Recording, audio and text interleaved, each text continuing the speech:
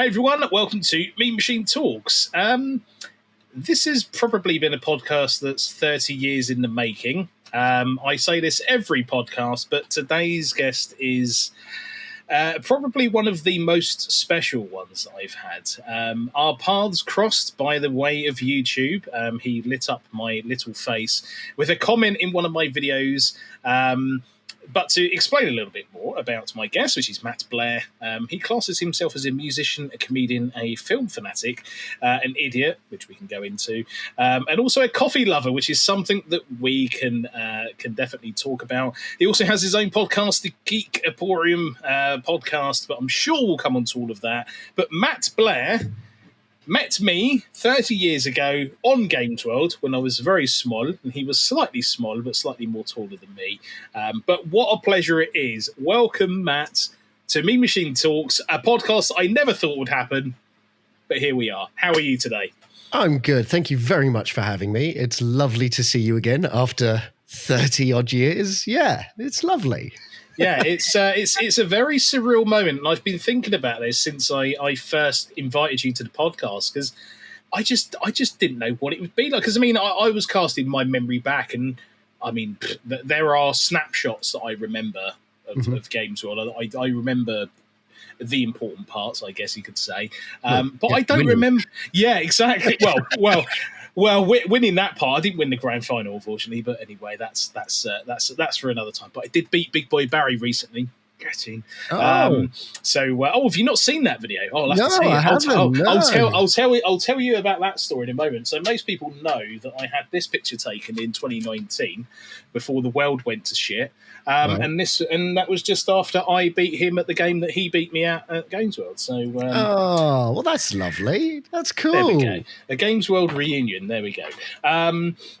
So I mean, I remember honestly very little about our show. I think there are certain snapshots in my mind that do appear back, but the one thing I wanted to know, because it's very interesting to hear everybody's input, was how did you get invited into Games World, and how did you get onto the show? So this would involve telling you a little bit about myself. That it might feel a little not like a huge downer, but at least like it might feel a little bit of a downer, but it's not meant to be. It just is. So it was mainly through my dad. He helped me out a lot, and. So I'm going to now ask you, because you might be like, I don't know. Do you know who my dad is or was? I don't know. The clue is in my surname. My father was the late fantastic Lionel Blair. Oh wow! And he kind of so I found out that they were doing like auditions, like sort of like tryouts for Games World, and I have a feeling that because of my dad and his presence there at the tryouts, I feel like they probably just let me through. Like if he wasn't there and I played on my own merits, I'm not 100% I would have got through. But the guy that I ended up having to play against, I remember it was a fighting game, and I did tear him apart in it, but I don't know whether, when I look back at it, and was being like, I must have been 11, 12 years old or something like that, it's hard to tell whether they were just being nice and letting me win, or if I was genuinely. And the further away I get from it, it's like, they definitely let me win. There's no way that the guy that works for the tryouts of Games World and so easily loses. Like, listen, I've always been a gamer and I've always loved playing games. But I've never been amazingly good at games. I just enjoy playing them. There are some games I am very good at, but most of them, I don't care that much, but I have a feeling that this guy just let me through. And then that was sort of it. I desperately try to remember exactly where those tryouts were held, but I can't think for the life of me where they were. I think it was like Bromley, maybe. I don't know though. I'm just picking that name out of the air. So the only thing that I remember, first of all, I can't believe I'm talking to Lionel Blair's son. That hasn't quite sunk in yet, but I'll let that marinate in my mind for a minute. But yeah, the only thing I do remember was the actual Games World set was in a Old Sarson's Vinegar Brewery, which I think was in East London. As for the tryouts, do you know what? Do you know what I'm going to do live on the air? Is I'm going to message. I'm going to message my brother because he came with me because he had a trial as well. He actually got onto the show and got kicked out in the first round. Sorry, brother. Let me just ask him now. Do you remember where the Games World tryouts were in London? This is going to be fantastic because he's normally got a memory like an elephant. He just remembers random facts. I'm fascinated to see if he's going to get back to me. But yeah, I definitely remember East London, Sarson's Vinegar Brewery, because I remember my dad talking to one of the backstage staff about it. But I firmly remember the tryouts being on like some second or third floor office type space, and there was like a waiting area, and there was like consoles at the back, and you kind of got pulled up and stuff like that. I think the beat 'em up the fighting game they had running, I think, was Super Street Fighter 2. The only reason I remember is because it had the new characters, and as a kid I was like, oh, new characters, this would be cool, completely forgetting the fact that, you know, you're meant to be here for a flipping troll. Didn't have a clue of any of the movesets and was getting absolutely massacred. And I remember my brother going, pick Ryu, you mug. And I was like, oh yeah, I'm here for a tryout, aren't I? And then suddenly started winning. So, I'm amazed that you're Lionel Blair's son. I honestly had no idea. All those years have passed. It's absolutely insane. Unfortunately, he didn't come to the actual recording of the show. That's the thing. He didn't come to that. Right, My poor mother did. My poor mother. I see. Yeah, he said he can't actually. Damn. Do you know what? I know a man who would. Alex Very, Big Boy Barry. This guy. He would know. I'm gonna hit him up after the podcast and find out where that is. Because it's kind of interesting. Because another friend of mine, like one of my best friends ever, he actually went to school, and I've forgotten his name, but he went to school with the kid who played Master Moriarty. Ah, okay. And I went to see him do a school play, my mate, and Master Moriarty was also in the school play as well. Like, and it was a very surreal moment seeing like my best friend and this other like kid from TV. It was very weird.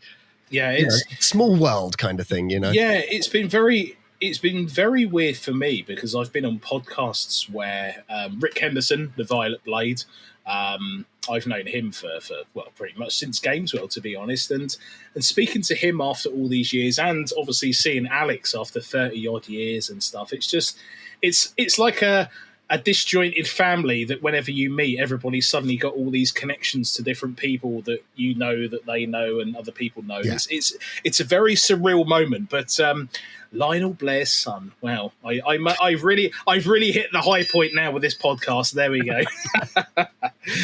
Right, so we'll come on to Games World later, but. What I normally do is open up the floor to my guests to talk about what they do. So I will let you plug anything you want for as long as you want, and then we'll get back on track. So okay, the floor is yours. I mean, well, what to tell you about myself? Before everything went to crap with the pandemic and everything, I'd been working as a comedian, cabaret musician, gigging like in Europe when we were allowed to, when I was allowed to freely work in Europe. That was a good time. Can't do that now. And yeah, we're doing gigs, we're doing festivals, Glastonbury, Download, Latitude, all of those sorts of nice little bits and bobs. Sometimes I'll be playing drums, sometimes I'll be playing guitar, sometimes I'll be doing stand-up. But I was part of this double act, but like 2021, that came to an end, the double act. I run a monthly comedy night in Chiswick at this place called the Pack Horse, which is lovely. And I do Twitch streaming, Twitch username Matt Blair UK. If you want to, I do mainly at the moment music on Twitch, but I do games. But at the moment it's just music because I'm sort of in the middle of a move. And it's all been a bit like chaotic and I can't really settle with a game, if you know what I mean. Because I like my story games and I like to play out the stories. I'm not one of those streamers that sort of grinds a particular game for a very long time. I mean, I have done that on Twitch, but that's not my main thing. I like stories. Sure. So, I like Guardians of the Galaxy game, which was superb. Agreed. Shadow of the Colossus, Last Guardian, those sorts of things.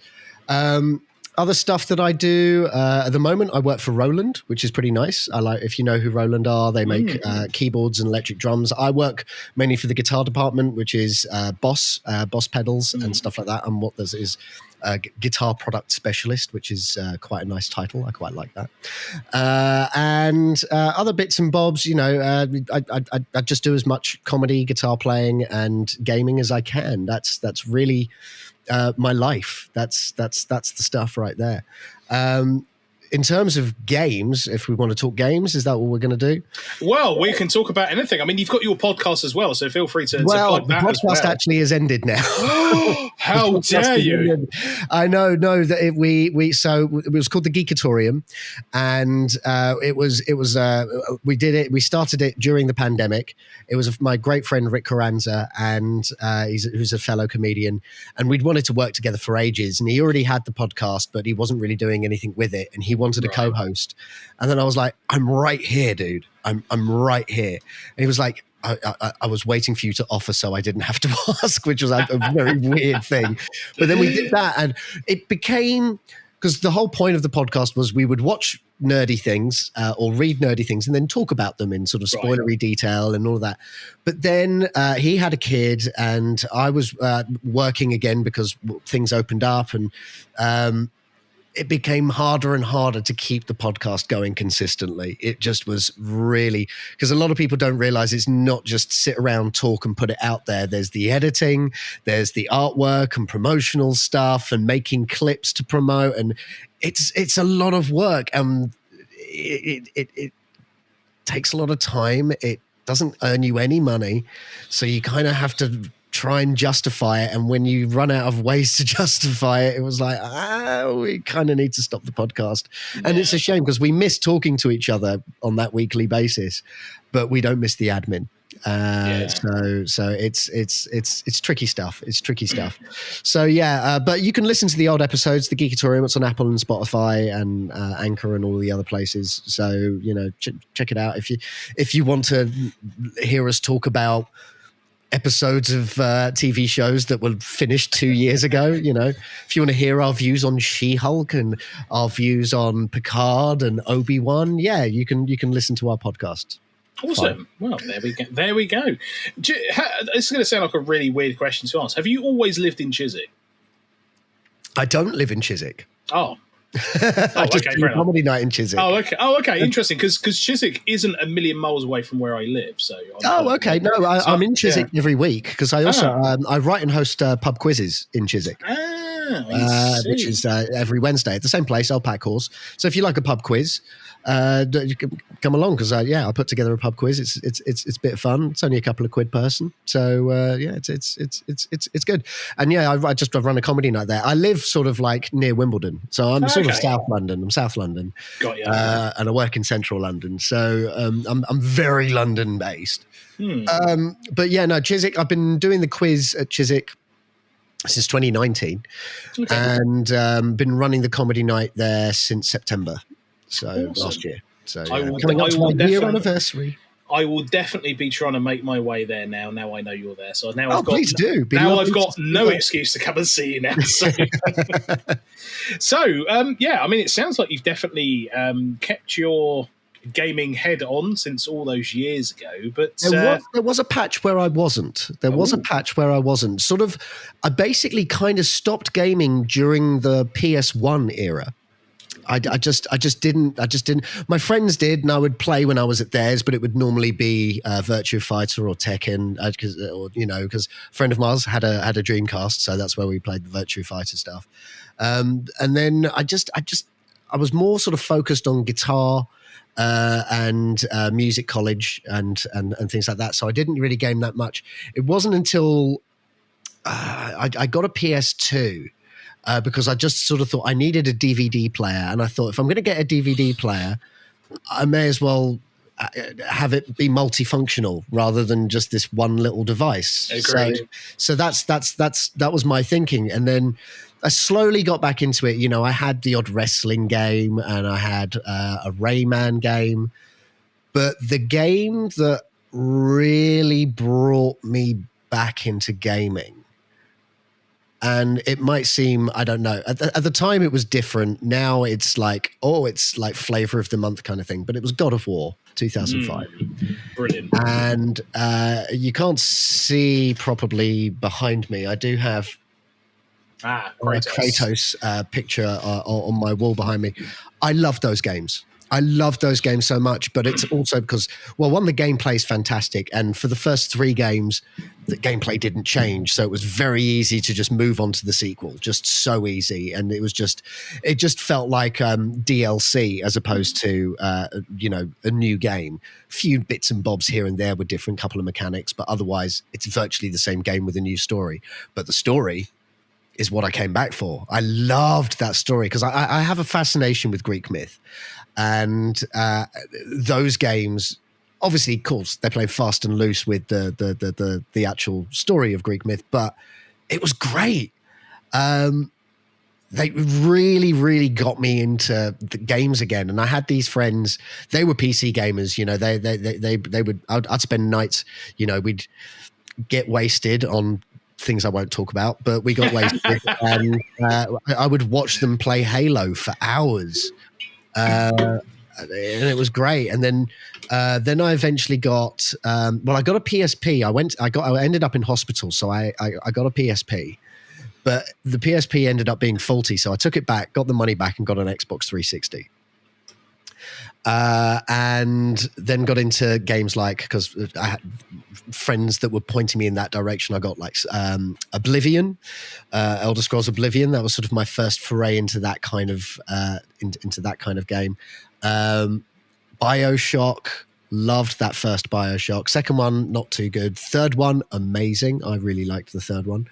But that first BioShock was absolutely incredible. What other games did I play on the 360? Bit of Hitman.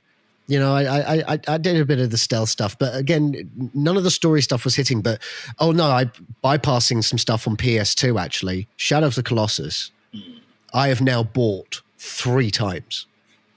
I got it when it first came out. Guilty. I got the PlayStation 3 remaster, and then I got the full remake, and I've played all multiple times. And it wasn't until the pandemic. It wasn't until lockdown that I actually could be bothered to try and climb the temple. It took that long. It was like, okay, I think I've played this enough now. I think I can do this. I tried maybe a couple of times back in the day, but never actually made it. But during the pandemic, I was like, look, we've got nothing to live for at the moment. I've got this is going to be my task. This is my mission right now. And I did it, which was great. The other games that really, I feel I'm a bit, what's the word, basic in some respects, but I love the Arkham series as well, like the Batman Arkham series. Like that was some proper amazing gaming, and also brilliant storytelling. Agreed. I loved that whole storyline of the Arkham series. Really, really did. Thing is, I haven't played Gotham Knights. I heard it was terrible, so I just didn't bother. I have not played Gotham Knights, so I don't. Maybe I'm wrong. Someone correct me. I don't know. But it just bothered me that it wasn't really connected to that main storyline, because I still feel there's more to be told with that, because that weird ending when you 100% it is not really an ending. It's Agreed. It's annoying.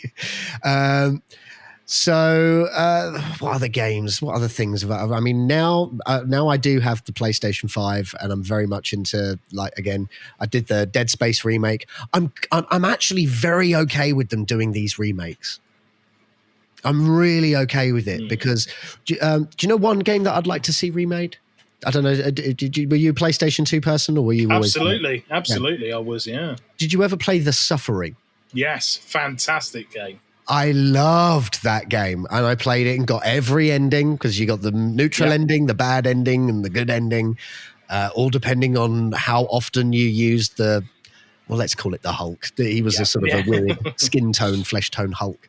But yeah, I loved that game, and that would be a great game remade, I think. Suffering, Ties That Bind, that was disappointing, very disappointing, because that was just Fight Club. Yeah, it really was. But yeah, The Suffering I'd really like to see remade. I'd never really got into Halo. I got Halo 3. I enjoyed playing Halo 3, but the thing that, and do you know what, the thing that I liked about Halo 3 more than anything was I liked the being able to play back the mission and watch it back and then move the camera around so you could actually see the level played out from the bad guy's point of view, and being able to pause it, like, and you could create these great sort of shots and save them. And that was a really cool thing. I've not seen any game do anything like that since, where you could play the level back. Yeah, do you know what? Thinking about it, I can't actually think of a single game that does that. There's games where obviously you can take decent screenshots, but nothing where you can play the entirety you of do selfies and stuff to play the level back and see, because if there was a moment you're like, oh, that was brilliant, let's see it from this angle. When you watch the whole level, then you're like, this looks great. It's like watching your own movie. It's like you shoot a movie and then watch it back. That was so cool. But yeah, I don't recall any other game that's ever done that, or at least talked about it, or it's been a big deal. Maybe it uses too much memory. I don't know. Who cares? But I'm trying to think now of what other games came out. I mean, yeah, the God of War series will always be particularly special to me, though. Last Guardian. I need to talk about The Last Guardian. Did you play Last Guardian? I did, yeah. Were you annoyed with it because of the controls? I know a lot of people were very annoyed with it because of the controls. Initially, yes, but I think I just adapted myself to it and then learned to enjoy it. And then there was maybe 2 or 3 times I had to restart the console because Trico wasn't doing what he was supposed to be doing. And I knew that that's what he was supposed to be doing. It was so obvious. So you'd restart it and then load it, and then he does the thing that it was like, okay, there was clearly something glitching or a bug of some sort, you know. So what happened was I'd been playing it and I got stuck at a point, and I looked up a walkthrough. Yes, I look at walkthroughs. I don't care. I'm the same. If I get really stuck, it's the only thing. It's that or YouTube like videos. Yeah, and I do the bit I'm stuck at, and then I go away. I'm like, right. Yes. But what happened was I looked something up on for Last Guardian, and when I looked at it, I was like, oh, there's only like 3 sections left after this. I'll probably be able to complete it tonight. At this point, it was midnight. I can see where this is going. Cut to 5 a.m. And my girlfriend comes in from the bedroom to the living room to see me there. And I'm just looking at her going, I know, okay? I know. I know. I need to finish this. I didn't have to be up the next day. I didn't have to. So it was no big deal. But it was like, I know. I'm just going to get this done. And I think maybe it was a combination of being tired and the journey and having played such a long stretch of it, because it really gets you in the heart, this game. It really gets you.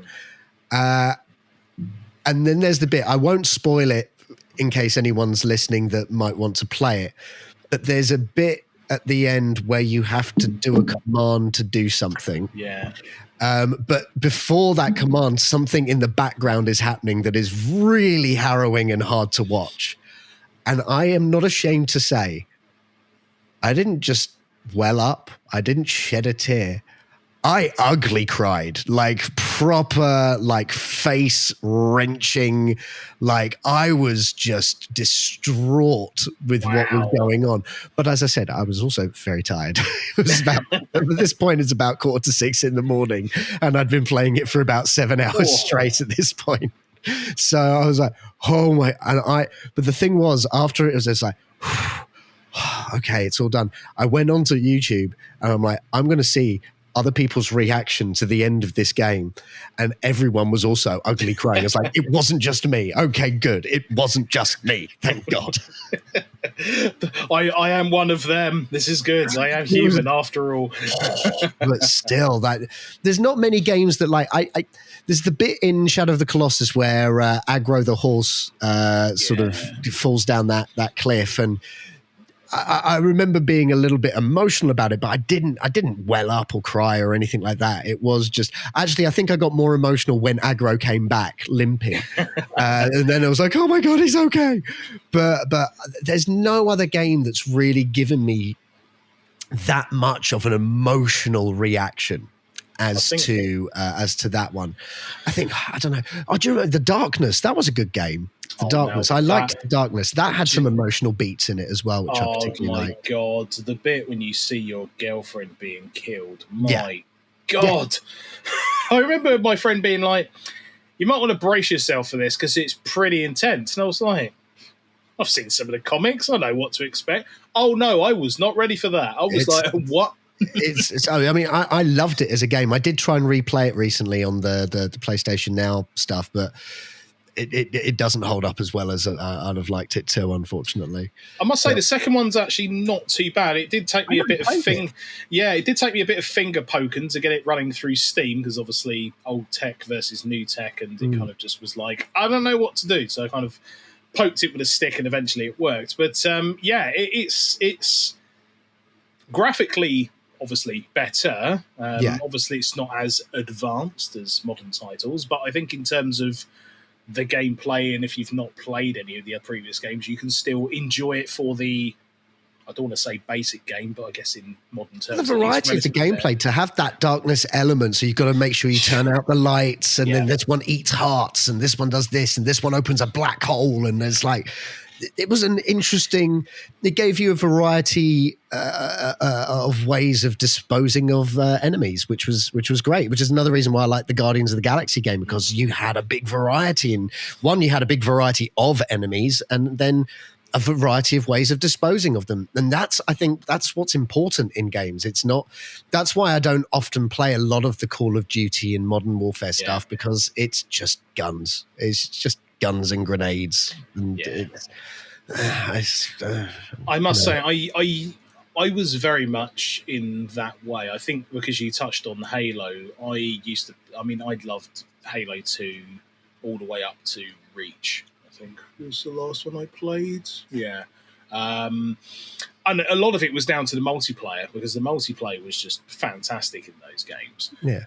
And then kind of moved on to the battlefields and CODs and stuff like that. And the problem is as much as I was playing it with friends, the novelty wore off incredibly quickly. Yeah. And I just got bored with it. It was like, we've had to be incredibly controversial to make people be aware of our game. You know, the shootout in the airport where you just mow people down. And I'm like, if you have to turn to controversy to try and make your game good, that's a big warning sign. And the problem is every one of those games, there's memeable bits in those games and stuff like that, but the actual core component of those games, not that great. Warzone was a huge hit during lockdown because there was nothing else really out at the time. And I think everybody jumped on it, no pun intended, for a bit. But even so, that level of commitment to play, I mean, you saw this huge spike and then just slowly teetered off until it just, I'm sure there people who are still playing it, but I'm sure it's nowhere near as much as it was pre-pandemic. Yeah, I remember getting Call of Duty 2 on 360. The reason why I bought that was because some friends had it, and I won a game of poker, and I just thought, I'm going to use this money to buy Call of Duty 2. Why not? It's not my money; it's their money that I just won.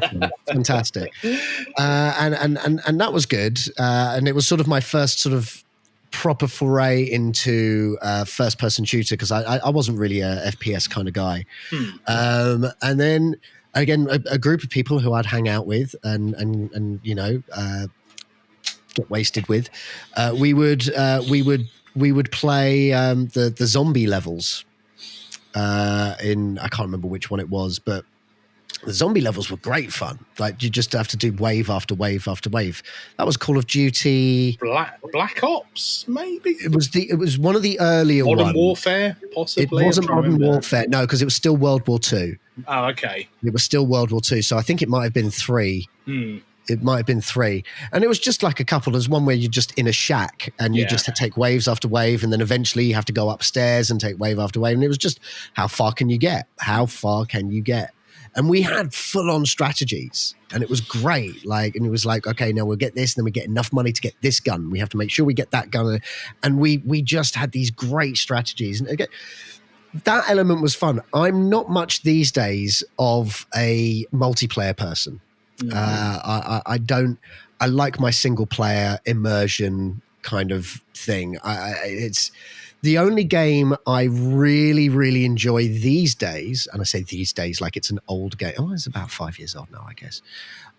Star Trek Bridge Crew is such a great multiplayer game. Obviously, it's better if you're all into Star Trek, but of course, because then it all makes sense. Then you know your roles, and as it turns out, I would not be a good captain. And noted. Oh no, I admitted it. There's one of my favorite clips of being on Twitch is just like, guys, I don't think I like being captain. I was like, no, we don't like that either. And then just after we said it, it's like, I don't think you're a good captain either. So and then a friend goes, we've just lost shields. It's just that's brilliant. It was like, oh no, we're about to die. It's all gone wrong. It's fine. We've accepted defeat now. Just let it happen. It's fine. So yeah, that's the only real multiplayer game I'll play. You know, Jackbox is fun, but it's not really. Absolutely. It's not really it's a good game to play with your viewers on Twitch. But I'm trying desperately to think of all the games because my first console was the Atari 2600. That was what started it all. Bit of Centipede and Dig Dug.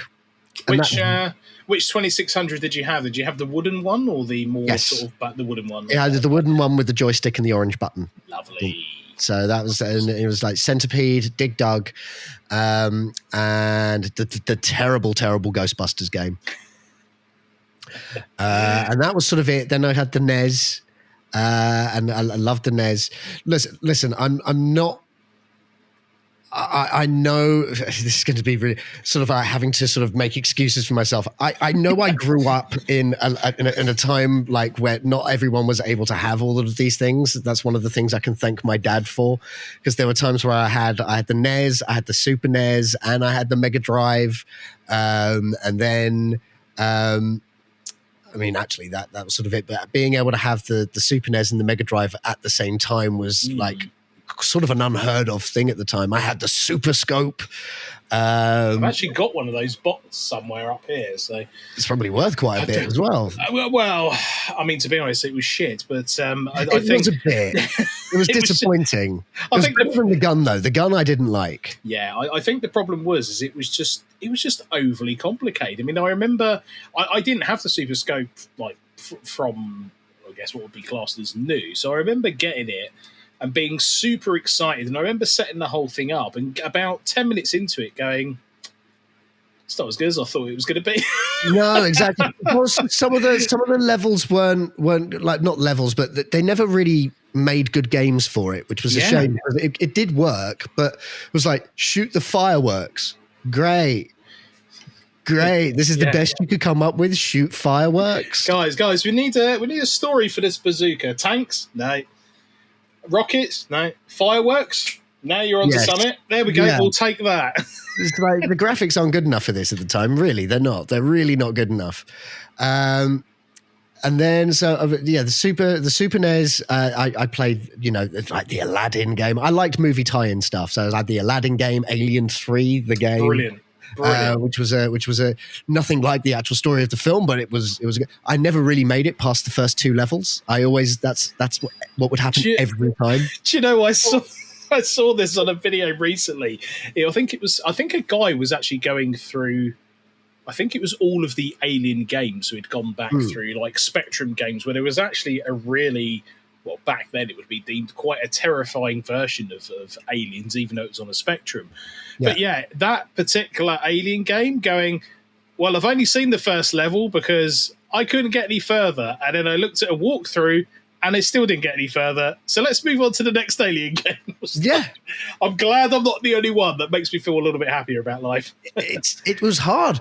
But the thing was, though, at the same time, it's like I loved like the Sonic the Hedgehog games, but I've never been able to complete them without doing like the level select cheat. Apart from Sonic 2, like I got that at Christmas and on Boxing Day, I made it to the Death Egg Zone. I didn't complete it. Wow. But I made it to the, like, I was a dedicated Sonic the Hedgehog player. I loved Sonic the Hedgehog. And I like Sonic and Knuckles. Like, that was just one of, like, because that felt like it was really building up to something. Like there was no real story, but you got the sense that there was something going on. But also the manuals, which they don't do now, but the manuals helped fill in the gaps of the story. So that was always something really, really cool. But my biggest problem with playing all of those old games like Alien 3 and the Sonic the Hedgehogs and the Marios and all of those games, my biggest problem is I realized later in life I'd been playing them completely wrong.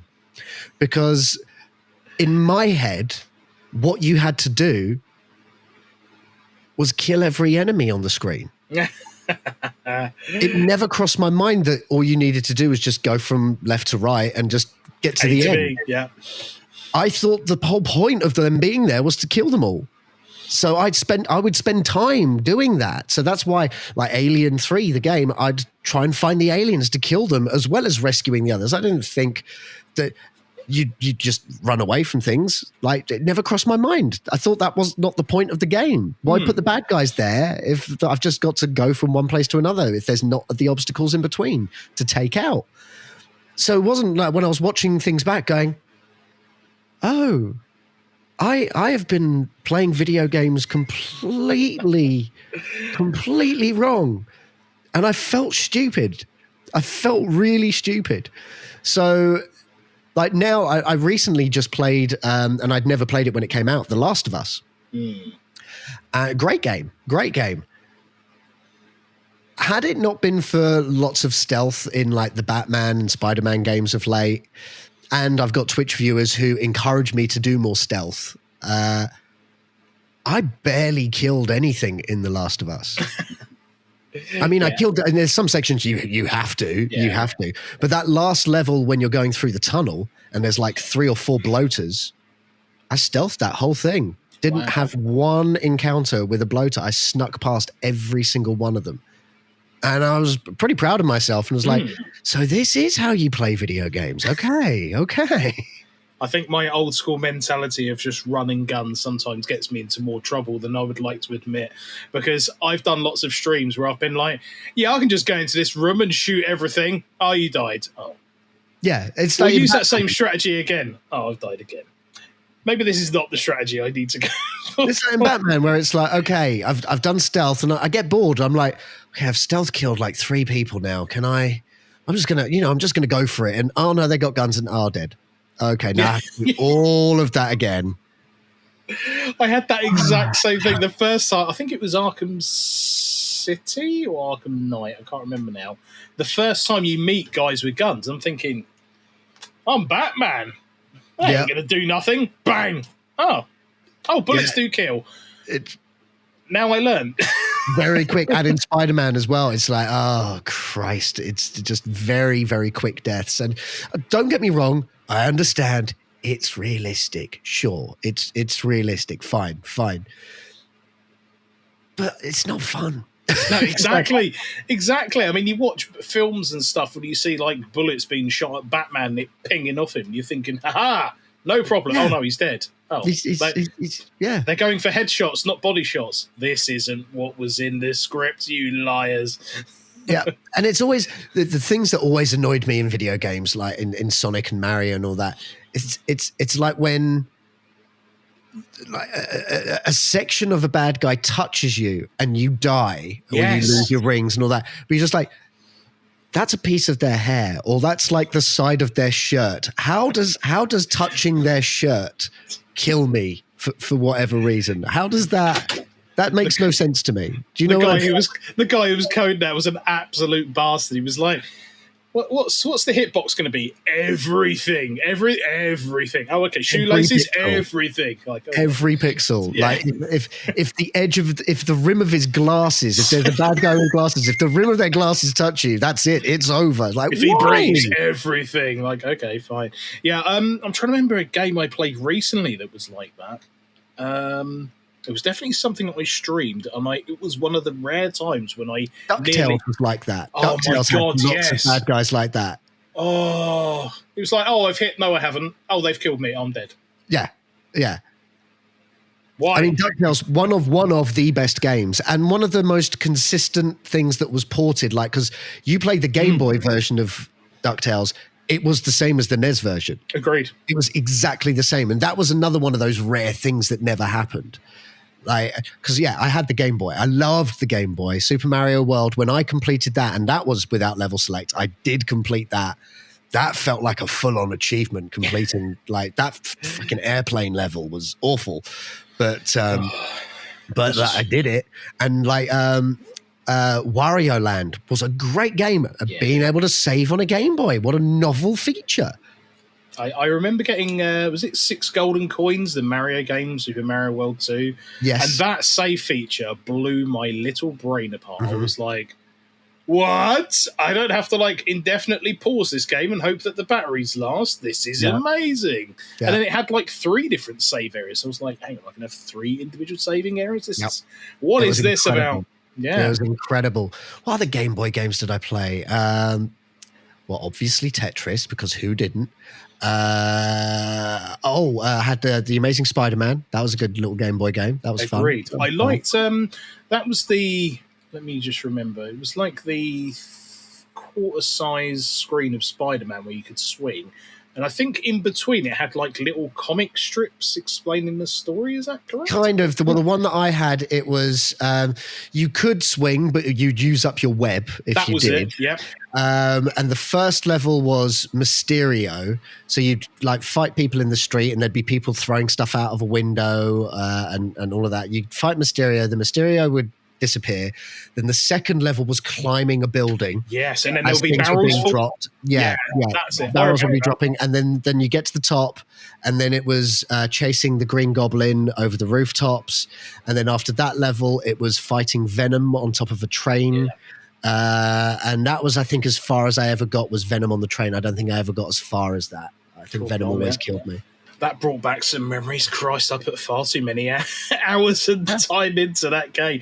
But that was the thing. Like, and I've always said this. Like, games back then cost a fair whack. I mean, I always go back to the fact that, ironically, the year I went on Games World, my dad bought me NBA Jam, which I ended up playing on the series. Oh, wow. And I've left the sticker on there because he got it from Blockbuster Video, and it's got a $59.99 sticker on it. Yeah, exactly. Which back then was a lot. Yeah. And I've left it on there as a point to remind myself of A, how much these things cost, and B, obviously, my parents spent a lot on me, so it's always a reminder. But the thing is like, I can pick that game up right now and play it and still have the same level of enjoyment then as I did now. And, I think games, especially in the last 3 to 4 years, the costs have started to go back to those levels with the justification of larger game sizes and stuff like that. But again, the fundamental problem that I find is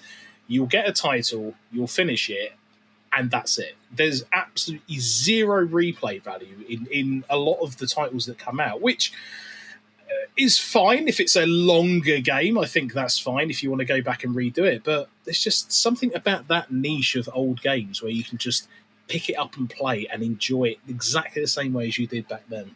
Part of me agrees. Another part of me is like, I'm old now and my reaction times are not what they were. Agree. And I have, I can't always defeat Bowser at the end. The princess may be in another castle, but I'm dead.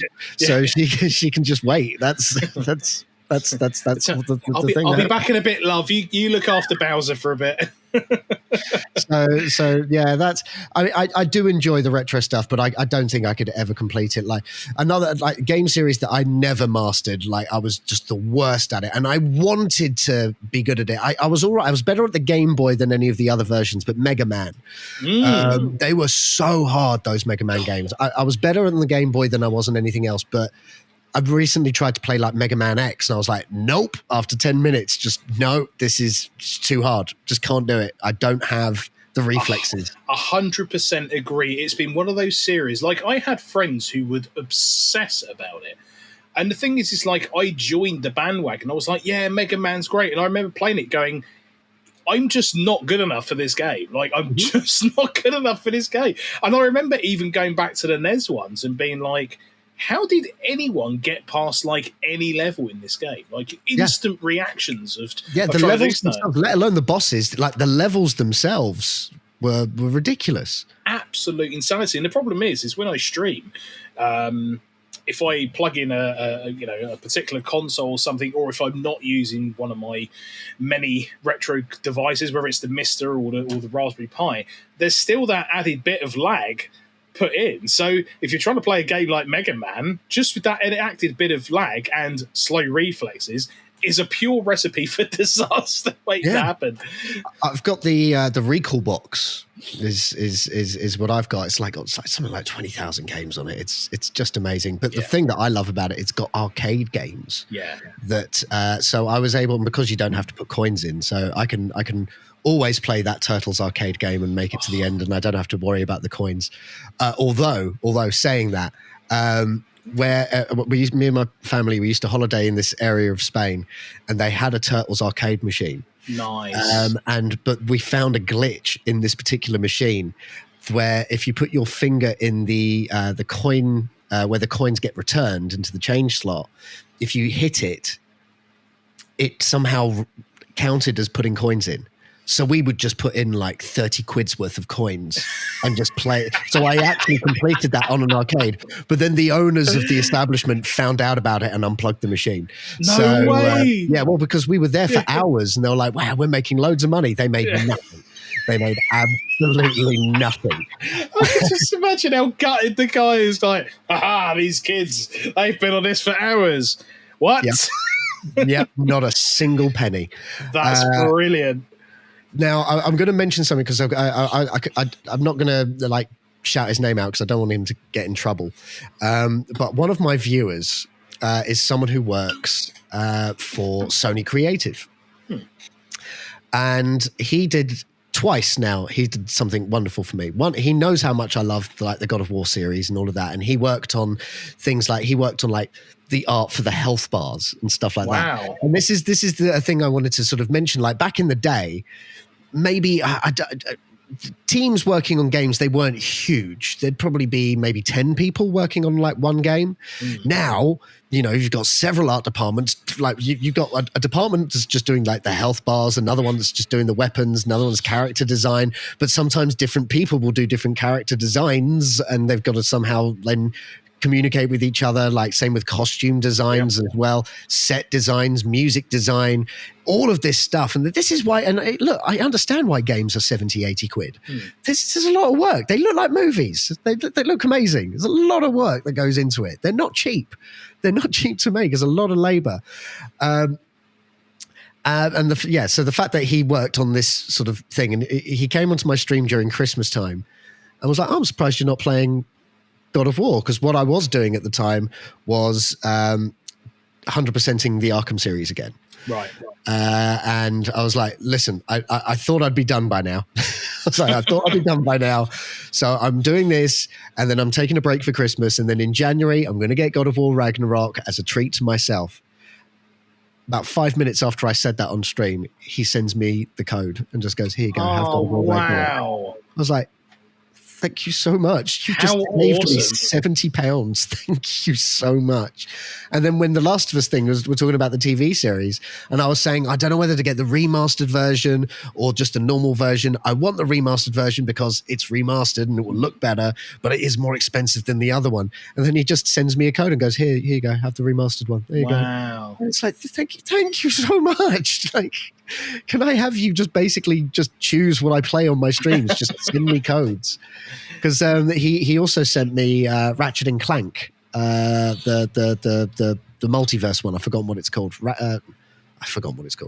Anyway, because he was really just saying, like, you've got a PS5 now. This is the best looking game on the PS5. And he wasn't wrong. It was a beautiful looking game. But I played it for about an hour and went, I'm not the target audience for this. This is a children's game. Sure. And don't get me wrong, I'm not above playing children's games. The other day I sat down and watched DC Super League of Pets just because I thought, why not? I'm fine with watching kids' films, because sometimes they're quite funny. But that Ratchet and Clank, I was like, this is a kid's game. So and plus also the back of my head is like, kids' games are hard because kids, as I said, they have better reaction times. They have much I better agree. reaction times. Do you know what? What was it? I want to say it was one of the Lego Star Wars games. Yeah. Something like that. And I was just getting massacred in it. And someone was like, oh, you need to react quicker. I'm like, what, you're saying because I'm old, this is the downfall of me in a Lego game? I had the same thing with an Avengers Lego game. And it was like, I was fine.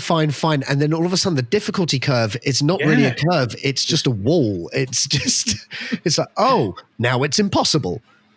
And it brings back to the original point of, if it's not fun, why bother? Like, I understand make things challenging, but if it's not fun, why bother? I loved the concept of Alien Isolation. Yes. Loved the concept of it. But if I have to play for 2 hours, then unfortunately die, and because I didn't get to a save point, have to do those 2 hours again. That's not fun. Yeah, It's not fun. I agree with that. I've never agreed with hard save points. I think, we live in a world where, passcodes are a thing of the past, but even that would allow you to at least skip back to where you were.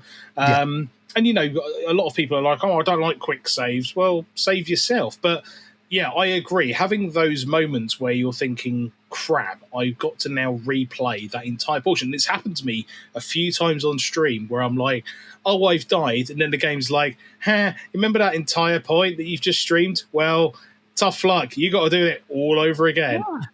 Oh, great. Yeah, I can't be dealing with that. And also at the time, because do you have PlayStation 5? I do, yeah. Did you have, or do you still have, a problem with drift on the controls? Do you know what? I've never had it. Never had it. I had it really, really badly playing Alien Isolation. It was one of the reasons why I stopped playing it. Oh. There was a section. I saw an alien dropping down from the ceiling. I ducked. I crawled under a table/gurney. And I was like, okay, I'm fine. And then I stopped moving, but the control kept on walking. And there I go, just standing up in front of the alien. And I was like, that was not my fault. Yeah. It really annoyed me. So now when I stream and I play with the PlayStation, I've just, because I've done all the updates and all of that sort of stuff. I even have 2 controllers now. Both controllers were doing it. So now it's hardwired in. It's apparently what it might be, and it's just to do with the way I stream, is because when I stream, I've got essentially 2 MacBooks and an iPad and my phone, and there's all this Bluetooth going on because I've got Bluetooth keyboard, Bluetooth mouse. So apparently it's an interference thing with that, and because I'm surrounded by other Bluetooth devices, there's nothing I can do about that. And so, well, I can hardwire everything in, but unfortunately MacBooks just don't have enough ports to plug everything in. They just don't. And hubs are very expensive if you want good hubs. I agree. I love Apple. I like their products, but when it comes to things like that, when they're like, hey, be really creative, do everything you want. Okay, so so I need to Bluetooth that, and then so I need to Bluetooth that, and then so that's going to run on Bluetooth. What if I want to just plug this in? Oh, well, you've got to buy that hub, sir. Oh, right, how much is that? Well, it could be anywhere between 150 to 200 quid and some more. Oh, to plug in a USB stick. It's a really unexciting purchase as well, a USB hub. It's like you're going to spend £200 on a USB hub. It's the sexiest USB hub you ever did see. It's funny where I work, and I'll tell you where I work off stream because I don't want anyone knowing. But for obvious reasons that will come apparent after we come off the air. It's only fans. It's only fans. Yes. You can sign up to that. I'll give you a discount code. Oh yeah, that's what I was about to say. Hold on. Well, you've been waiting 30 years for it, so a little bit. Definitely waiting until you're older than 18. That's for sure. Oh Christ. Okay. You were 12 when we met, weren't you? That took a hard left turn. It was 9, actually, so it's even worse. You were 9. Mm. Wow. We need to actually, after your point now, we'll have a chat about the actual day of Games World. I've actually just forgotten what the point was I was going to make now. It was about Apple products. And that was it, yeah. The hubs. Oh, that was it. So at work, they've now gone away from Macs, but the entire department bought these brand new MacBook Pros with the touch bar and all of this stuff. And they've got external drives and things that they plug in and video equipment and everything like that. And I remember the creative director just going, "Fuck!" really loud in the office. And I was like, "What?" And he was like, "We've just spent £12,000 and I can't plug in this USB hub." So the next day, he had to literally walk over to the IT guy going, "So, we just spend all this money. Well, we need to buy some hubs." And they bought these like massive hubs and they were the most ugliest things I've ever seen. The way I can describe it looked like a vertical conch shell with just cables that came out of it. And I was like, that is one of the most disgusting products I've ever seen. And they were like, "This is the only one that works at the rate that we need to transfer files at." And I was like, "How much did that cost?" And they were like, "Oh, they were about £150 each." There's 12 people in that department. Wow. So that was fun. And then a year later, they were like, "Yeah, we're getting rid of Macs now. We're having Windows instead." And it was like, what? So I mean, the thing with Macs though, they do last. Touch wood when I say that, but they do last. I've got one here that I've been using for about 10, 12 years. Something like that. It's ridiculous. So you get what you pay for. I agree. I think the build quality of late has been very poor with regards to the laptops, but I think the era between, I'm going to say 2010 to probably 2015 was probably the glory days of those laptops. And when Jobs was actually still alive, basically. Yeah, exactly. And the thing is when you see people take those apart, or if you take yours apart, you see even the screws are not more than the thread. It's just enough thread to tighten it up that it just closes it enough, and all the cabling is just enough to fit into there, and it's all meticulously done. And here's another thing that's quite fun. On one of the old, when they did like the black MacBooks and things like that, so there was a couple of screws that were in the side of it that didn't hold anything in. There was no purpose. The only reason why those screws were there was because there were screws on the other side and they wanted it to be symmetrical. They had no other purpose. What do we do with this? There we go. We've got spare screws. Got to do something with them. Can you imagine the poor intern was like, "Where does this go? In there? What does it do? Nothing." Oh, dear. Brilliant. So, yes. Well, it's. I've had so many WTF moments. I mean, first of all, learning who your father is, which is mind blowing. And then obviously it's been so long. And out of interest, you were 9. You were 9. I was 12. I must have been 12. What year was it again? 9. Well, it's funny enough. I was having this discussion with my mum. I think 93? It was 93 going into 94. So I think from memory. So it would have been 11. So I think it was filmed at the back end of 93 because I remember it being winter and it being really effing cold. Freezing. So cold. And then I think it got broadcast, I want to say it was like 4 months later. And then the rest of the shows that I was on further then went into the rest of 1994. So it all kind of started in 93. It was even looking back at some of the footage and now it's just it's so funny because people are like, "Oh wow, that studio must have been so big." No, it weren't. No, it was not. So many TV shows though that I've been in audience for things like QI and Penn and Teller Fool Us. I've been in the audience for those things, and they are so much smaller than you think until when you get there, you're like, oh my god! And it was like that backstage area, and again we were freezing cold. I remember being really cocky because I was complaining about being cold, and one of the runners or producers working on the show was just like, "Do you want to wear the championship jacket?" And I was just like, "No, I'll wear it when I win." Shall I leave now, or? But it was fine. Like the thing, because I've got clips from it. Because basically, the video you uploaded to YouTube, I've downloaded it, that I played it on Twitch. I played it without telling anyone that it was, because I was just like, look at this 90s show, look at this, and there I am, there you go. And it was and then because there are some fun clips for me in there. Like I love the bit where you hear the guy going like, Matthew wins, and I'm like, yes, that's a clip on Twitch, they can do that. There's me trying to do like proper like shit talking, just like he's got 2 chances, slim and none. I'm just like this little shit, this utter prick. And I was like wearing the backwards baseball cap, and oh god, what an absolute nerd. I mean, we all had to wear the backwards baseball cap, didn't we? Yeah. Do you know what? I don't really want to talk badly about him, but I've always had a, how can I word this without it being controversial?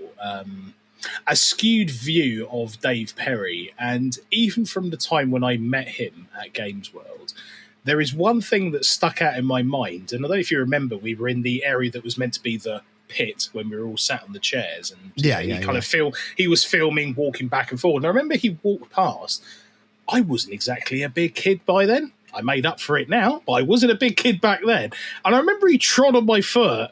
And I was like, I could say something, but I'm like, well, he's Dave Perry, it'd be a bit bad. And he just kind of walked past me and was like, did you try to trip me up? And I'm like, no.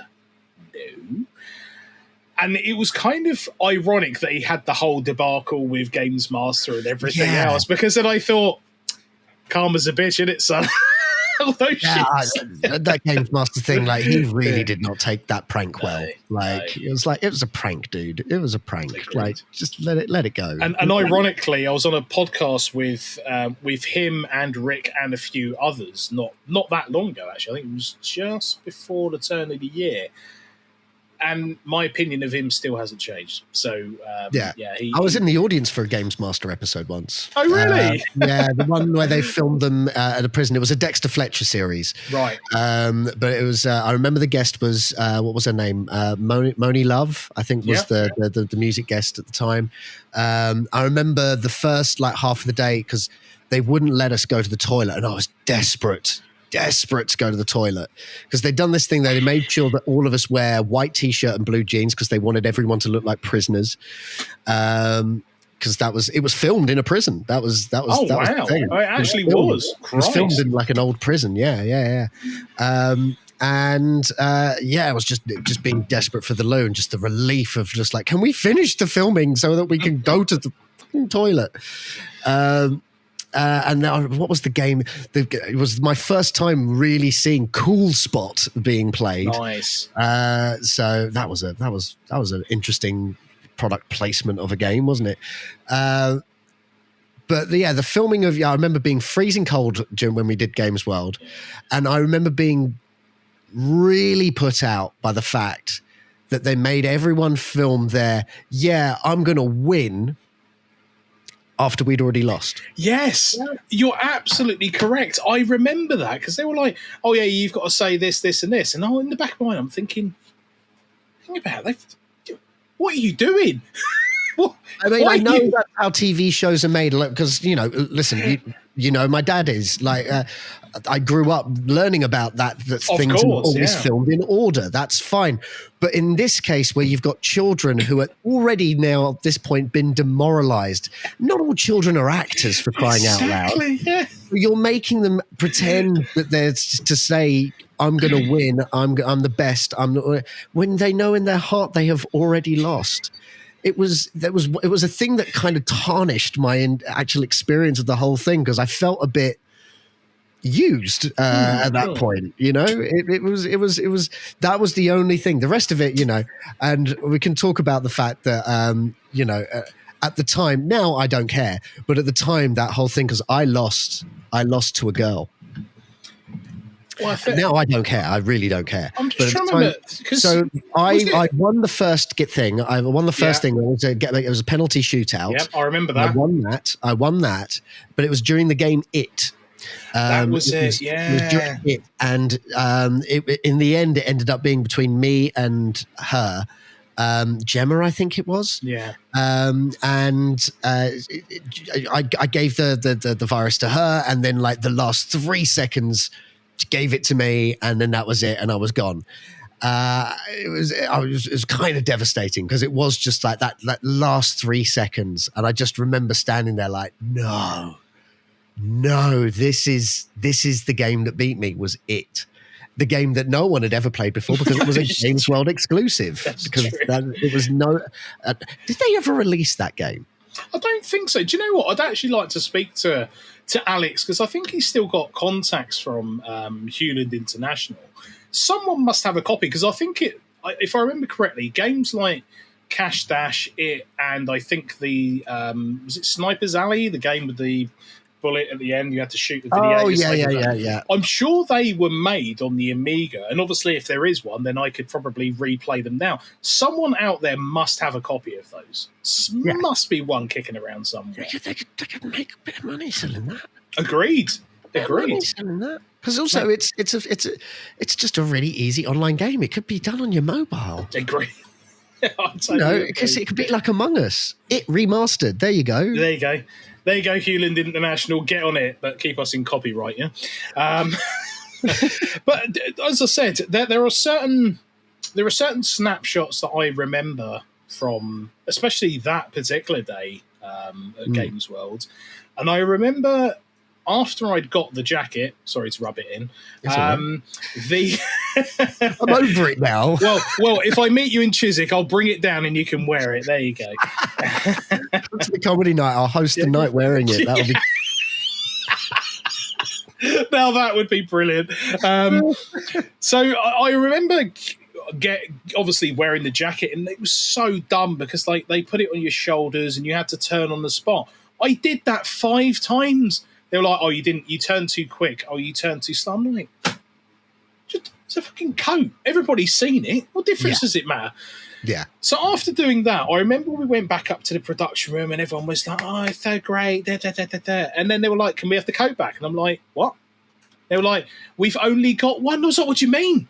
What do you mean you've only got one?" And they were like, "Well, we've got others on order. This is the only one we need." And I remember my mum was like, "He's taking it, and he's taking it to school, and he's showing all of his friends." And they were like, "Well, as long as you can promise to bring it back, then we'll let it go." And it was like, trust me, this thing is not coming off my shoulders. Yeah. Oh, God, yeah. Yeah. I understand their mentality, though. Absolutely. I do get that. Like, I imagine, obviously, I can imagine being a kid at the time. I don't know how I would have reacted if I was told that. Like, hey, do you remember this thing that you've just won? Yeah, fuck you. You can go and get something else, you peasant. Like, hang on a minute, I just won that. Did you just basically do a sickie at school? Because it was during a school week. Did you just pull a sickie? No, so what actually happened was, the story is hilarious. I think I actually uploaded a video about it. And obviously we were meant to be at school, and I was still in primary school back then. Yeah. And I remember my parents had to go and speak to the headmaster, like, this is a really weird situation, but explain to him it. And they were like, yeah, that's totally cool, as long as if he comes back, we'll show it at school. If he comes back, if he comes back, like I'm going to Vietnam or something, like, you know, you weren't there, man. The pit is real. You weren't there, man. You weren't there. So yeah, obviously I came back, and the ironic thing was my dad was like, "Oh, I've got to take a day off work to come and drive you all the way to East London, this, that, and the other." And then obviously once I won, he was like, "That's great, son. Now I've got to take another day off work." I'm like, "Oh, I'm so sorry, Dad." So yeah, I remember going back, and I didn't tell anyone what had happened. They were like, "Oh, right, you must have just got knocked out, whatever." I didn't tell anybody, and I remember the night the episode came out, and literally going to school the next day, and everyone was like, "What?" And I was like, "Yes." So yeah, it was just a crazy ride. And then obviously to play the Videators was just, again, it was just a very weird experience. And thinking back as a 9-year-old boy, to have that level of pressure put on my shoulders, and it was. I mean, it really did get to me at one point, and I think the tipping point, you've probably seen it, was, or maybe you haven't seen it, was there's a point in Beat the Elite when Violet Blade comes out and assaults this guy with a baseball bat. Right. They didn't tell me they were going to do that. So imagine as a 9-year-old kid seeing a man dressed as a pirate with a baseball bat come on stage. Bob Mills pulls me in. I'm like, huh? Seeing Big Boy Barry get smacked in the stomach with his baseball bat and then frog marched off with him. And I'm just like, that's gonna be some literally within some trauma right there. Within 10 minutes, just tears. And then everyone was like, what's going on? And I'm like, he just got hit. And they were like, no, it's all pretend. And then like Rick Henderson and Alex came out, Violet Blade and Big Boy Barry, and I was like, oh, you're fine. They were like, yeah, it was all pretend. I'm like, why didn't you tell me that, you mugs? That's all you had to do. Yeah. And from that moment on, my head was just obviously completely, in a complete mess at that point. But again, it's still great memories, and it's nice to be part of history. I don't think, because the thing with Games World was at the time, because it was only on Sky and not everyone had Sky at the time. So it wasn't really, certainly at my school, it wasn't as known a thing, and also not everyone was really that into gaming at my school. So it was really just this very sort of small but dedicated and like enthusiastic community, because I loved all that stuff. I used to buy all the gaming magazines as well. I remember, what was the gaming magazine? But every week or every month, they would have fan art. And basically the fan art would only be just really horrific images of Mario and Sonic maiming each other. I can't remember what the magazine was. Do you remember that at all? Do you remember that? I'm trying to remember, but now you said that, it has brought back a few memories of some of those. I'm trying to remember what. That's all it was. It was like Sonic the Hedgehog turning himself into a saw blade and cutting off Mario's head, and it was all pictures like that, but drawn with coloured pencil. So it was all like crayon almost. It was. Do you know what? I'm genuinely trying to remember what magazine that would have been, because I'm just cast my mind back, because you have things like Mean Machines magazine. There would have been the official Nintendo magazine. Games Master obviously being one as well. Edge, I think, was around then. I'm trying to remember some of the others. But it always just like that. I sort of weirdly look forward to seeing what horrible images were in this week.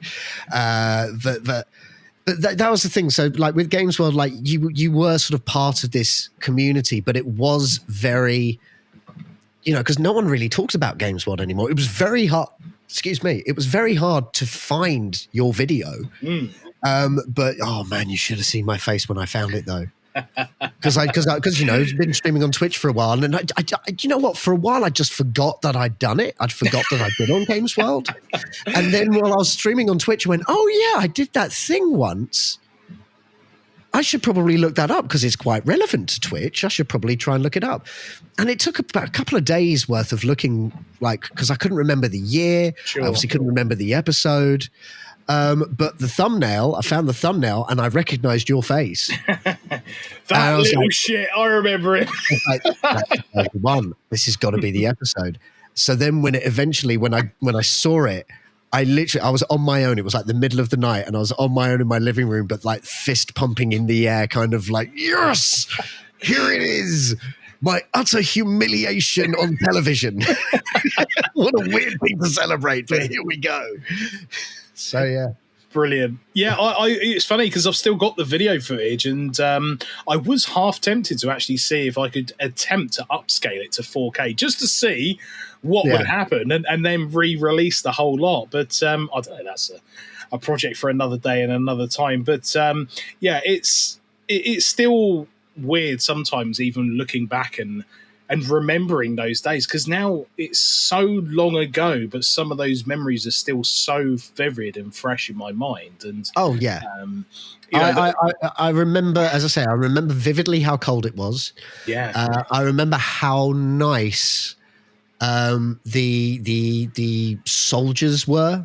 Yeah, they were They were awesome. so nice, those guys. They were really, because, you know, because especially like looking back on it, and, you know, with my dad and being a performer like myself, I've done acting and I've done, like, you know, that kind of thing where you it's sort of what's the word I'm looking for? It's sort of like roaming performer, like at festivals and stuff like that. I don't know if you've ever done that as a job. I have. I haven't. Where you sort of you're in character, and that's and so you're not being yourself. You are being someone completely different. Sure. And that's sort of what they're doing. So when they're sort of dropping character and just being nice to you, and I'm realizing when I look back, like, they're just jobbing actors. That's all they were.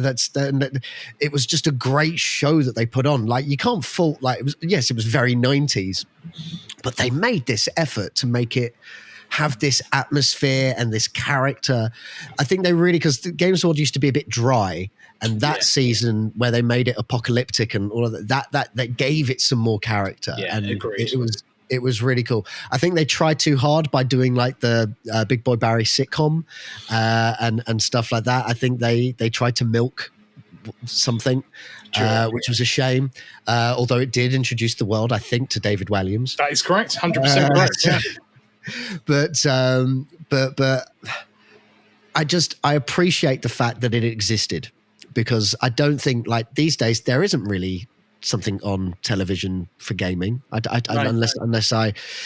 something that would be great for Netflix or Amazon Prime, or it's something like that. I'm not saying bring back Games World. I'm just saying, I guess YouTube and Twitch kind of have made it unnecessary, but I think there's something about a TV production type event around gaming. You know, even something when you think about Evo Championships, the fighting game tournaments in Las Vegas, like watching those and even watching documentaries about those, you can't help but get caught up in the hype, you know. And I think that was kind of what the atmosphere was, especially with Games World and Games Master. I mean, I get people from all over the world come to some of my streams, and they're like, we never had anything like that in our part of the world, especially in like South America or certain parts in Europe. So we were incredibly lucky in the UK to have, you know, shows like Bad Influence came around as well, and you know, so many other hugely influential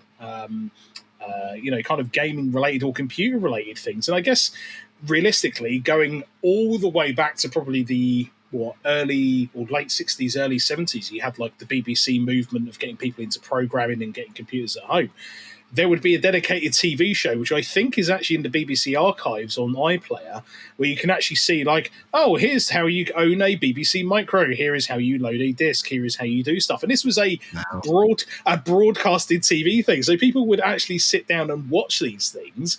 And then we've come all the way to being able to click on Twitch and watch someone instantly broadcast something live, which is it's crazy. But talking to Alex about his introduction to Games Master, getting into Games World, as you mentioned, the spin-off series, working with David Walliams, it's just, if you drew a Venn diagram, it would be endless with just people being interconnected with each other. It's just, the more people I talk to from either Games World or Games Master, it makes me so honored to even be part of, I guess, gaming stroke TV history, but also just how interconnected and how small the world really is. As you said, the entertainment industry, you're never that far away from someone else who's going to be connected to someone else. And that's certainly how it was.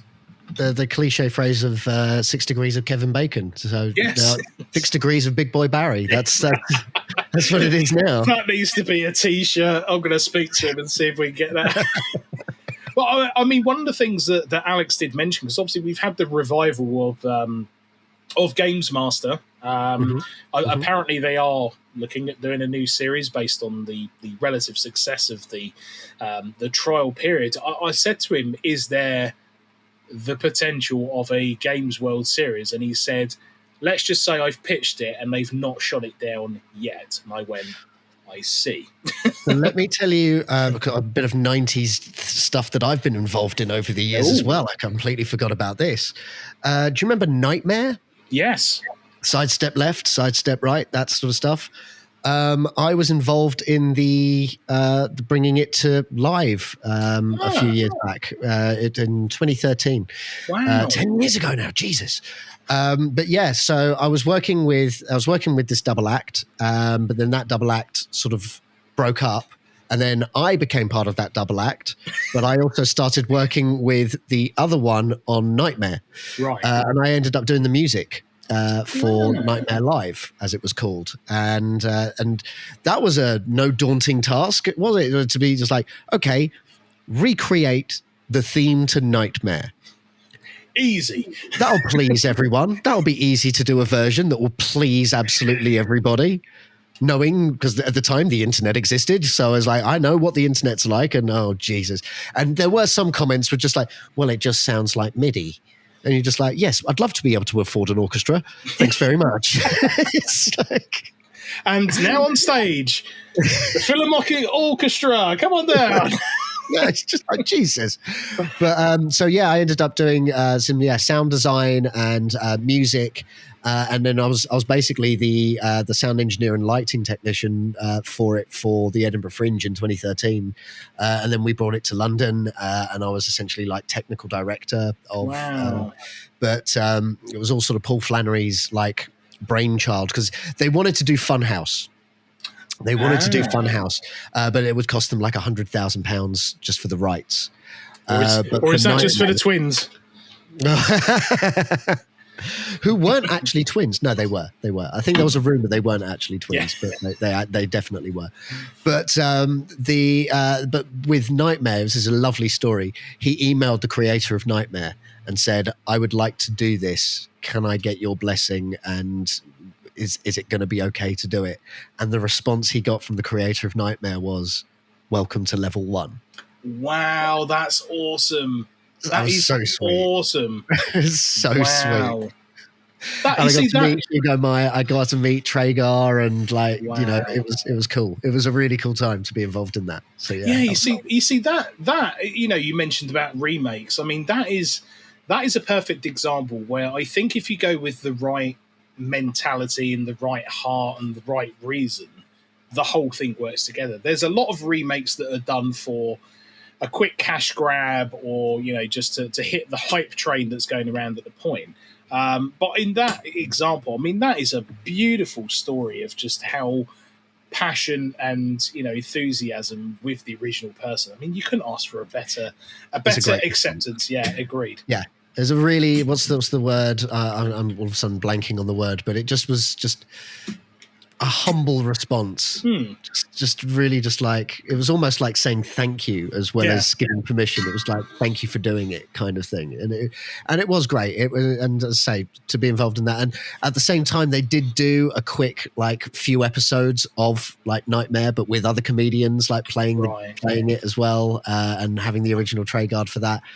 I don't think it did well enough for it to like fully come back. Unfortunately, the stage show did great. Like the stage show toured and was like selling out, and it was a great thing. As going back to that point of, I just would like to see something like Games World again, like competitive gaming on television again in some way or another.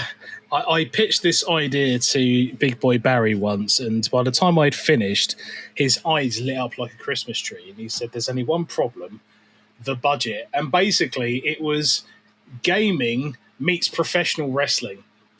So like the showmanship, the whole performance entrance stuff of professional wrestling meeting professional gaming, just in an arena like the O2 with entrances and pyrotechnics or anything, that would be something like that. I mean, not entirely that because it's a different thing, but the part of your concept exists, but it's movie trivia. Yeah. It stops now. Did you ever watch the movie Trivia Schmodown? I did, yeah. Exactly that. It was exactly that. And I loved the movie Trivia Schmodown. I stopped watching it during pandemic because I couldn't be bothered to watch any more Zoom chats. I couldn't watch Zoom chats anymore. I just got so done with Zoom chats. It's like, I've got to deal with my own. Now I've got to watch other people's Zoom chats. No. Yeah, the last thing I want to do is watch people do the thing that I've been doing for 2 years now. You're okay. Yeah. Says the person who's filming a podcast, but that's fine. Hey, no, that was the one Zoom chat that I you know, like doing the podcast. I'm glad with this because I don't have to do any recording or editing. Exactly. So I'm very happy with this scenario right now. But yeah, I got very done with that. But I like that idea. Because I don't watch wrestling anymore. I really don't. I used to love it, and I got to see it live a couple of times. Like I saw Hacksaw Jim Duggan live once, which was really cool. British Bulldog, Hulk Hogan, saw him live. I think it was Earls Court Arena or something like that, which was really, really fun. But I like because wrestling is so fake, but when it's done sort of like for comedy, because I don't think wrestling's really done for comedy. Sure. Excuse me. I think wrestling kind of is done for comedy, but it takes itself kind of seriously as well. It tries to do something serious. Fun fact, do you know who they got in once to help people with their acting in wrestling? Freddie Prinze Jr. He worked for the WWE for a little bit. Really? That's insane. He's a big wrestling fan, and he worked for the WWE for a bit to help with some of their performances. Wow. He didn't last very long. It was like 6 months. He was like doing stuff for them. But yeah, Freddie Prinze Jr. was sort of behind the scenes in WWE for a bit. I just can't imagine him and Vince McMahon sat in the same room. That has blown my mind apart. That is hilarious. I dabble, I guess, with modern wrestling, but I've seen a few moments where something that's meant to be very serious, where someone has said something, the crowd has caught wind of it, and it has broken the moment where just everybody's dying. And they're trying to hide the laughter, but it's made the whole thing so much better than it was meant to have been. And it was just, and again, it's that comedy deliverance of when it's done right, for completely the wrong reason, it's a brilliant moment. I'll see if I can find one of them and send it to you because it is absolutely hilarious. And to see them try and fight the moment and they clearly can't, and then slowly start to lean into it, makes it brilliant. As someone who's done their fair share of like breaking a character on stage and things like that, audiences kind of like that more than anything else, and to the point where what we ended up doing, we would do it on purpose. Like in the end, we would basically add a bit where we broke character as a scripted bit because it ended up getting a better reaction than the original bit that we wrote. Sure. So we do a bit where like I would start laughing at something when I'm not supposed to be laughing, air quote. Not supposed to be laughing at that, but I would start laughing, and that would make the audience laugh because there's that thing of it makes them feel like they're seeing something new and special. Exactly. And I hate to say, if you ever saw me with my act used to be called Ray Guns Look Real Enough. If you ever saw our act and you saw that scene where I start laughing because I made a joke about emos and it doesn't get a big laugh, so I start laughing at the fact that it doesn't get a laugh, and then the audience is laughing at me laughing at the fact that it didn't get a laugh, and it ended up being a very scripted bit, even though it came across as unscripted. Sure. But it's a very interesting thing to sort of play on that fourth wall breaking. It's very Deadpool kind of thing. It's so there's something to be said for that sort of thing. So I can understand why that would work in the wrestling environment, because wrestling is ridiculous. Yeah. It is like not the actual wrestling itself. That's impressive because it's some proper physical effort going into that, and they're not, well, yes, they're hitting each other with closed fists, but they're still big dudes hitting each other with closed fists like that. You're still going to be, I would be dead. I would be dead by getting hit by those guys. I mean, as much when as they hit each other with a chair, they're really hitting each other with a chair. It's stunt work as well. As much as I'm not a huge fan of Logan Paul, I mean, the fact that he's recently been involved in the WWE and has seemed to just take to it like he's been a natural his entire life. Because he's a performer. Exactly. He play to an audience. Where a lot of other wrestlers don't really know how to do that at first. He took to it like a duck to water because he already knew how to interact with an audience. There is one video, and I showed it actually not that long ago on my stream, where there's him and another guy, and they literally jump off the ropes at each other and collide in the middle of the ring and land. And you think, most people would take years to try and execute that. I mean, he's been in there for a few months and does it seamlessly. But the landing they both took, Yeah. I mean, you just sort of look and go, wrestling's fake, but my God, that landing was anything but fake. And you can kind of see them both like, we probably shouldn't have done that, but that reaction was worth it. We're just going to kind of squabble off now and let someone else take over. So. Yeah. Oh, God. Well, luckily we didn't have to do that at the ages we were. No, we didn't have to jump off the top of balcony area or try and throw people down the pit area. So you imagine if it was just like, well, no one won the game of it, so now you will have to wrestle each other. It's now become a Royal Rumble. Yeah. Over the top rope you go. There we go. Poor Gemma. Yeah, poor Gemma. May she rest in peace. Although she did beat the guy who was apparently was it 16th in England at gaming or something? I remember she absolutely. Oh, what, in that first round game? Yeah, she absolutely massacred him in Street Fighter, and I remember Bob Mills tearing that poor guy a new arsehole, and sort of me being backstage being like. Yeah, he was good at that. I actually have met him since then. Obviously in comedy. Wow. In comedy, he's a stand-up comedian. Yeah. So, I have. We didn't talk about it that much, but I said that I was a contestant, and because he is a large man in all aspects of the word. Like, I'm not being mean. Sure. He's a large frame, but tall. Yeah, so tall. And when we were kids, he was a giant. Yeah, an absolute giant of a man.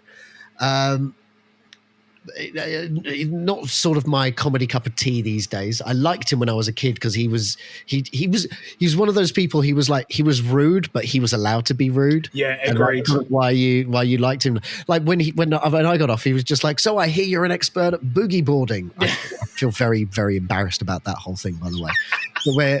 But he says, you're an expert at boogie boarding. Now, what a lot of people here might be thinking is, what's a boogie board? But the thing is, we're never going to know because take him away. Yeah. It's like, oh. Cheers, Bob. Thanks for ruining my life, mate. Cheers. We're killing your children's self-esteem. Yeah. I've just locked. Thanks. Kick me in the bollocks again, why don't you? Oh, yeah, thanks for that. Yeah. Oh, would you like another one? Here you go. Here's another one.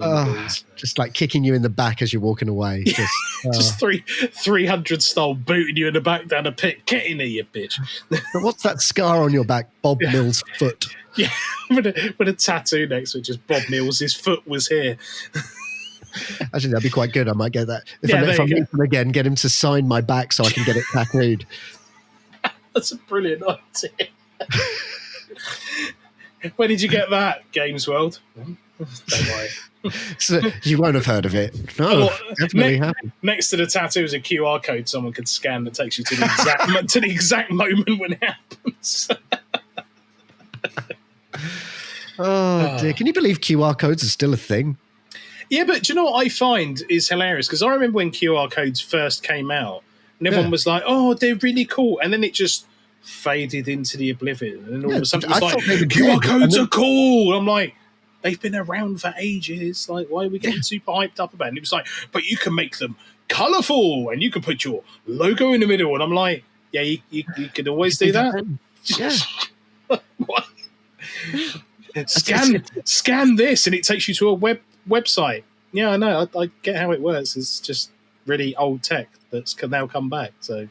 It's very weird. It's very, very weird. But then again, we've had revivals of stuff like that, even like record players, right? Like vinyl's very much back. Yeah. I can't remember what year it was. I think it was 2018, where there was more sales of vinyls than DVDs, Blu-rays, and CDs combined, or something insane. It doesn't surprise me in the slightest. I mean, one of my mates became an avid vinyl collector.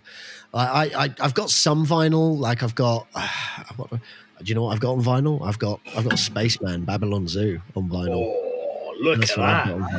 Yeah, to the point, because one of the reasons why I wanted to get it on vinyl was because I wanted to play it and then hold it to slow it down to hear if the beginning did sound like that slowed down bit in it, and it did. It did. It was science. I like this. This actually works. Yeah. Because I'm one of the only people in the world that actually kind of enjoyed their first album. Their second album is hot garbage. It is absolutely just some of the worst music you have ever heard. That first album has some actually quite good tunes on it. I don't care. I quite like that first Babylon Zoo album. I don't even mind the slowed down bits of Spaceman. I quite like it. I'm probably gonna have to go back and have a look at their back catalogue now. No, don't. It's not that good. it's not that good. But I quite liked it. But I've got very poor taste in things. Brilliant. Oh well, I think we're going to leave it there. But that has been an incredible journey, I think, through about Matt Blair. That's for sure. You've blown my mind in many different ways, but it's just incredible to be able to talk to you again after all these years. No, genuinely, thank you. One, thank you for putting the video up. Thank you for inviting me to do this. Thank you for this conversation. I've had a wonderful time. Good. Well, that's what I like to hear. But yeah, for anyone who is listening or watching, all of Matt's details will be down below. There won't be links to Babylon Zoo, but there will be links to everything that he does.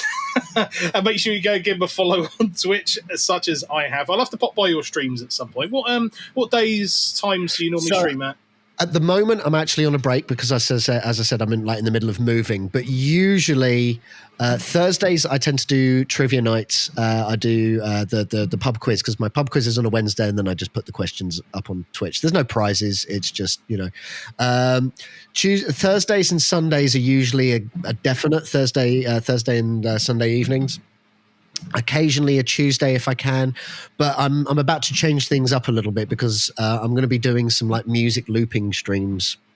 Okay. As well as games. I'm waiting. I need to get Jedi Survivor and I need to get Aliens Dark Descent. Those are two games I really want to play. But when Spider-Man 2 comes out, I'm definitely going to be playing that.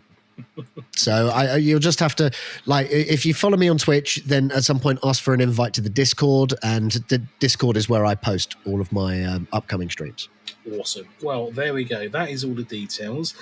Stay on the line, Matt, but it's been an absolute pleasure. I've learned things about you that I've waited 30 years to know, but yeah, I mean, again, it's just been an absolutely incredible journey, and the start of a new friendship revived, I think, is probably. I think so. Well, I certainly hope you keep in touch anyway. And for anybody who is watching or listening, please make sure you go and check all of the places where Matt does all of his amazing things as he strokes his guitar. Is that the name of the next album? Matt Blair strokes a guitar. Yes, no, I'm actually feeling to see how rusty the string is. I thought that's what you were doing, but I was trying to cover that up, but it's fine. I was like, hold on, is this rusty? Yes, it is. Yes, it is. Yeah, Never mind. Oh, well, we'll have to get that restrung and get it on Twitch. But anyway, from me, MeanMachineDean, and from Matt Blair, a very, very, very good evening, good afternoon, or good morning, wherever you are, and thank you very much for listening. Bye-bye. You can wave now if you want. There we go. I might put some comedy music over this, I don't know. Hi there, Dean here. Hope you enjoyed that episode. Make sure you add this podcast to your favourites on whichever podcasting platform you use and give it a positive review. Until next time, MeanMachineDean, signing out.